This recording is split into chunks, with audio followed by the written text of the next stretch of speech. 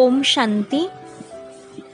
भ्राता जगदीश जी मम्मा के लिए सुनाते हैं कि सब श्रोता मम्मा द्वारा सुनाए ज्ञान से इतने प्रभावित होते थे कि उनकी मधुर वाणी सुनने वालों ने प्याज, लहसुन, मांस, मछली, अंडे, शराब, सिगरेट, बीड़ी इत्यादि सब छोड़ दिए थे। इससे तब सिंध में काफ़ी हलचल हुई थी। यहाँ तक कि लोगों ने एक बार पिकेटिंग भी कर दी, परंतु मातेश्वरी जी ने सभी वसों को ऐसा अनुशासित किया था कि पिकेटिंग करने वाले भी प्रभावित हुए और उन्होंने अपना धरना उठा लिया। कुछ विरोधी तत्वों ने न्यायालय में अभियोग चला दिया, परंतु वहाँ भी मातेश्वरी जी ने निर्भय, निश्चिंत, निस्वार्थ और निर्मल स्थिति के द्वारा सबका सामना किया। उस दौर में विश्व के इतिहास में उनके जैसी कम आयु वाली कोई और कन्या नहीं होगी जिसने इस प्रकार की विषम परिस्थितियों का सामना किया होगा। मातेश्वरी सरस्वती सदा निश्चिंत, निर्भय और नम्र चित्त बनी रही। जिस किसी विरोधी ने उन्हें देख लिया या उनसे थोड़ी बातचीत की, वे उनके प्रशंसक बनकर रह गए।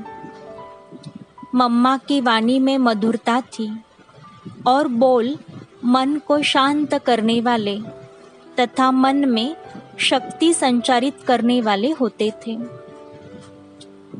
दादी प्रकाशमणि जी अपना अनुभव सुनाते हुए कहते हैं कि मम्मा की भाषण करने की कला भी बहुत बलशाली और तर्क संगत होती थी। मम्मा को वाद विवाद में भी कोई हरा नहीं सकता था। भ्राता ब्रह्मा कुमार निर्वेर जी अपना अनुभव सुनाते हुए कहते हैं कि मम्मा का ज्ञान स्पष्ट करने का तरीका जो था वो बहुत विशिष्ट और सरल था। हमारे मन में ज्ञान के बारे में अथवा धारणा के बारे में कुछ प्रश्न होते थे, लेकिन पूछते नहीं थे। आश्चर्य की बात यह है कि मम्मा की वाणी में उन सब शंकाओं और प्रश्नों के सही उत्तर मिलते थे। मम्मा जिस विषय को उठाती थी उसकी अत्यंत गहराई में चली जाती थी।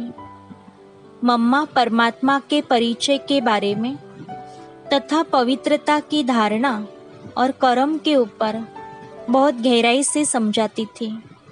गहराई के साथ समझाने की विधि बहुत सरल, सहज और रमणीक होती थी।